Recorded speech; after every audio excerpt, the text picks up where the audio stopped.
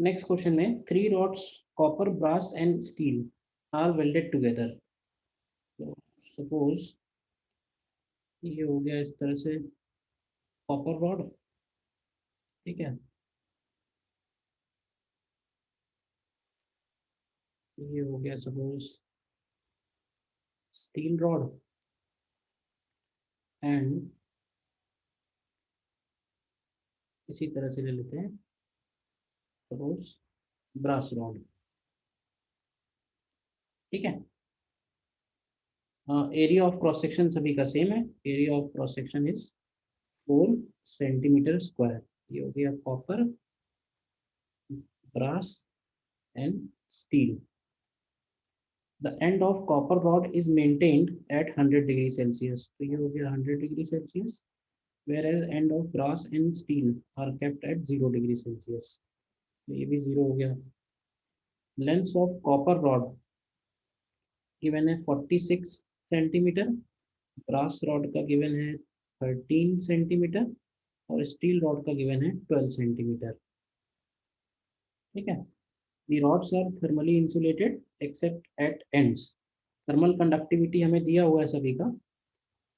Copper के लिए thermal conductivity है 0.92 CGS यूनिट में, ब्रास के लिए है 0.26 और स्टील के लिए है 0.12। तो हमें इसमें बताना है rate of heat flow through copper rod, ठीक है। तो थोड़ा सा लेंदी क्वेश्चन लग रहा है, हमें इसमें हर एक रॉड का रेजिस्टेंस चाहिए एक्चुअली।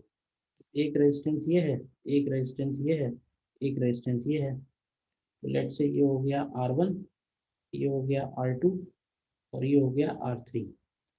R1 का वैल्यू अगर हम लोग लिखें तो R1 होगा L/KA। तो CGS में ही चलते हैं हम लोग। L की जगह 46, K की जगह 0.92 और A की जगह 4। तो ये वैल्यू निकल के आएगी,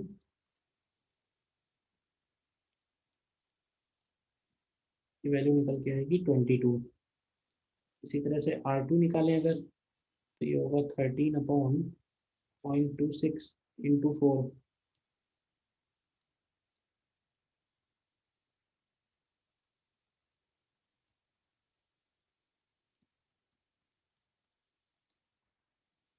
सॉरी, ये R1 की वैल्यू निकल के आएगी 12.5 है।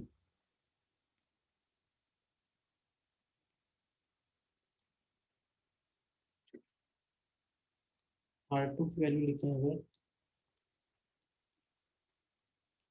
R2 भी निकल के आ रहा है 12.5 और R3 का वैल्यू लिखें अगर 12 डिवाइडेड बाई 0.12 इंटू 4।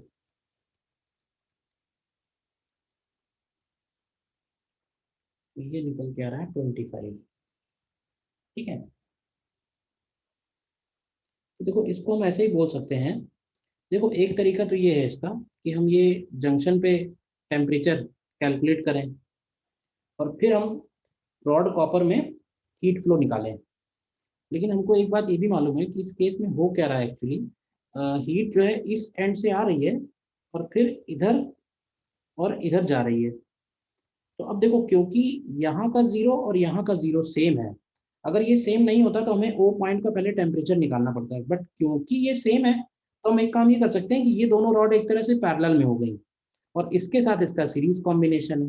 तो अगर हम आर टोटल लिखें डायरेक्टली, आर टोटल की वैल्यू हो जाएगी, अब R2 और R3 पैरेलल में है तो 25 और 12.5 का पैरेलल कॉम्बिनेशन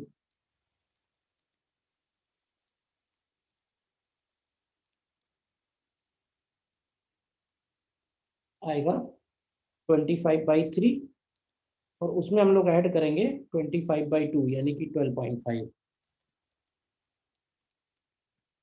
तो ये निकल के आएगा 125/6। अगर हमें dQ/dt चाहिए तो सीधे सीधे हो जाएगी temperature difference which is 100 minus 0 upon 125/6।